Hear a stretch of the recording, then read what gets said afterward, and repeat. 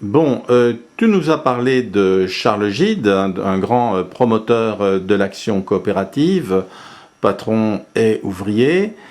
Je crois qu'il était conscient des dangers que courait le mouvement coopératiste. Alors tu peux nous parler de ce qu'il a observé et de ce qu'il a craint? Alors, il s'en est aperçu à mesure du développement du système coopératiste, au moment où, là, cette fois-là, on change de siècle, on est au XXe siècle, il va arriver, avec beaucoup de mal, à fédérer des coopératives de plusieurs origines. Celles qui sont d'origine du courant de l'école de Nîmes, la sienne, celles qui étaient patronales, et puis des coopératives plus ouvrières et autonomes. Il va avoir beaucoup de mal parce qu'évidemment, elles n'ont pas toutes les mêmes philosophies, mais assez rapidement, ils vont se trouver confrontés à une riposte organisée du commerce de gros, qui va développer un système succursaliste, qui va utiliser les chemins de fer pour diffuser les marchandises. Il faut bien voir qu'on était encore dans une société avec des côtés très archaïques, avec cette désorganisation qu'avait apporté l'époque de la révolution industrielle en créant des grands centres urbains, mais sans diffusion des marchandises. Mais le chemin de fer va être lui-même un instrument de transformation qui va profiter à tous, au coopératisme comme aux autres. Mais évidemment, les commerçants vont résister parce que rentrant en concurrence les petits commerces avec les coopératives qu'il va y avoir dans les quartiers ouvriers, ben, ils vont essayer de s'associer pour trouver des méthodes.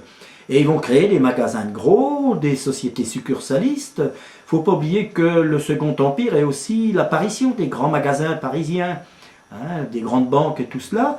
Et tout ça va s'associer et eux aussi. Ils vont essayer de trouver des solutions pour se conforter.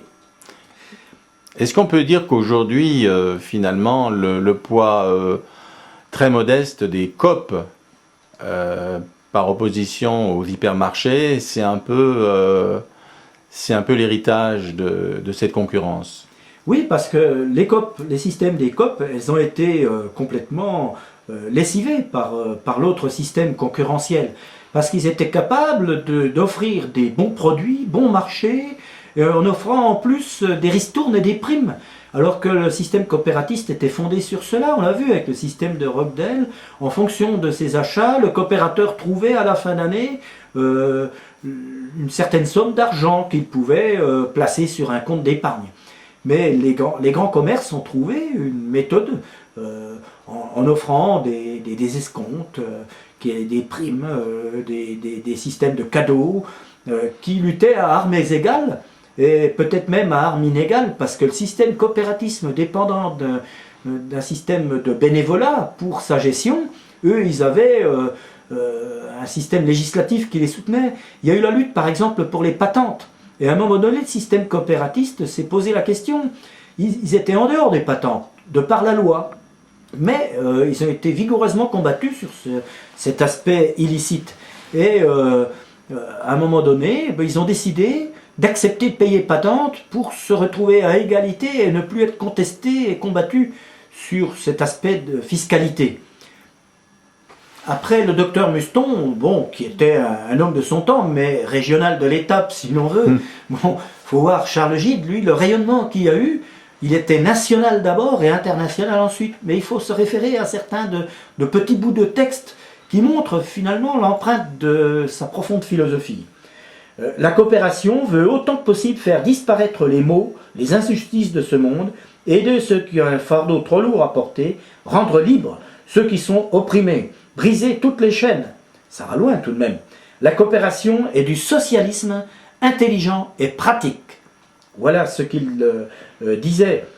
Il expliquait que la société coopérative de consommation n'a rien à faire avec le patron. Elle lutte contre le marchand, contre l'intermédiaire, contre quiconque fait payer plus que le juste prix. Que le syndicat défende le juste salaire, c'est son rôle. Quant à la société de consommation, son rôle est de défendre le juste prix. Il disait encore, mieux vivre, payer comptant, épargner sans peine, supprimer les parasites, combattre les débits de boissons, gagner les femmes aux questions sociales, faire de l'éducation économique pour le peuple, faciliter l'accès de tous à la propriété, reconstituer la propriété collective, établir le juste prix, éliminer le profit, abolir les conflits.